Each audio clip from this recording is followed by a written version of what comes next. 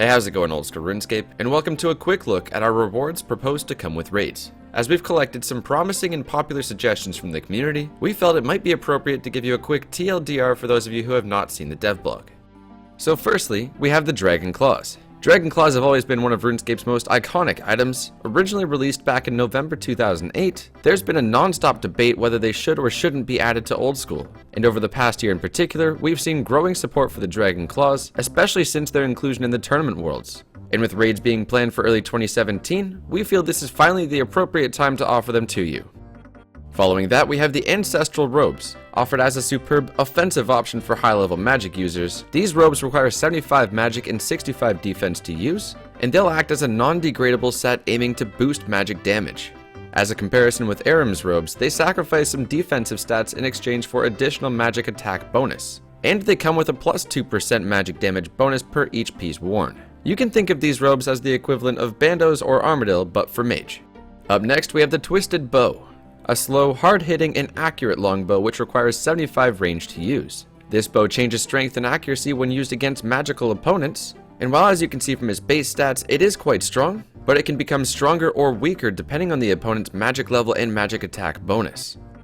Following that, we have the Twisted Buckler, a new range shield requiring 75 range and defense. It provides best in slot range accuracy bonus as well as noteworthy defensive stats. And similar to the Ancestral Robes, the Twisted Buckler will be extremely rare, and hence helping preserve the Odium Ward's value, giving them both different uses in different circumstances.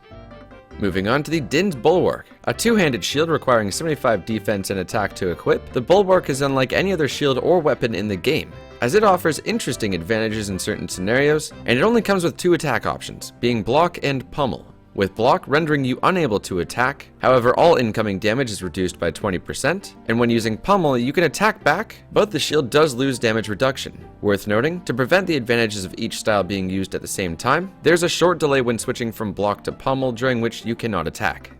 Up next, the Dragon Hunter Crossbow, a unique range weapon with increased power when fighting dragons. Requiring 65 range, the Dragon Hunter Crossbow offers a base bonus of 95 ranged attack, putting it slightly above the Rune Crossbow, but it also comes with an additional 10% damage and accuracy buff when fighting dragons. Following that, we have the Dragon and Infernal Harpoons. The Dragon Harpoon being a wieldable harpoon with 61 fishing and 60 attack requirement, and the Infernal Harpoon requiring 60 attack and 85 fishing.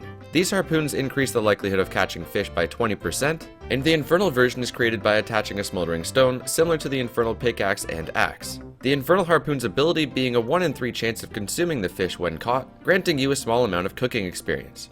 This item is degradable, eventually becoming uncharged after consuming 5,000 fish.